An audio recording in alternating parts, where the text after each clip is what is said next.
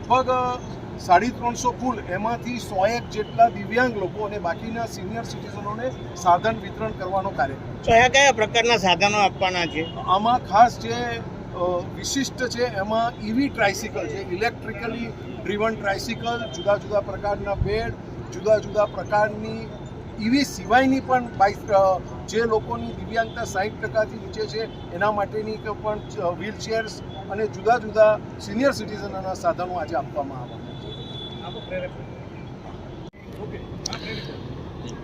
પ્રભાત foundation દ્વારા આજે 350 જેટલા દિવ્યાંગજન બાળકો માટે અને વૃદ્ધજન માટે જે પ્રકારે વિવિધ સહાય યોજનાઓ કે સહાય કીટનું જે વિતરણ કરવામાં આવે છે, આનો ખૂબ મોટા પ્રમાણમાં આવકારું છું.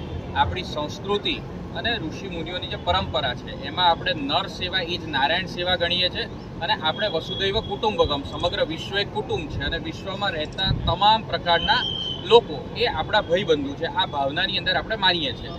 જે રીતે આ કાર્યક્રમ અત્યારે આજે યોજાવા જઈ રહ્યો છે, એમને સહાય કીટનું, જેના કારણે એમનું જીવન ધોરણ ઊંચું આવશે, એમને રોજગારી પણ મળશે અને આવનારા સમયની અંદર એ સમાજના બાકીના લોકો સાથે ખભે ખભા મિલાવીને એ આગળ વધી શકે એ પ્રકારનો પ્રયત્ન છે. અને આ જ પ્રયત્ન કેન્દ્ર સરકારમાં પ્રધાનમંત્રી શ્રી નરેન્દ્રભાઈ મોદી સાહેબ દ્વારા નિરંતર એ પ્રયાસ કરી રહ્યા છે. વિવિધ અલગ અલગ યોજનાઓના માધ્યમથી પણ કરી રહ્યા છે અને અલગ અલગ સમયે અલગ અલગ લોકોને આ બાબતનું પ્રોત્સાહનને પ્રેરણા આપે છે.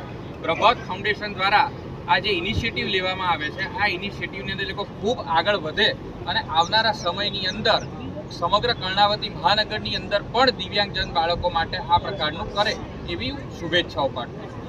બચુભાઈ ખાબડ જે છે એમના બંને પુત્રને નામ પ્રકટ કરવામાં આવ્યું છે, મનરેગા કૌભાંડ. નો પોલિટિકલ.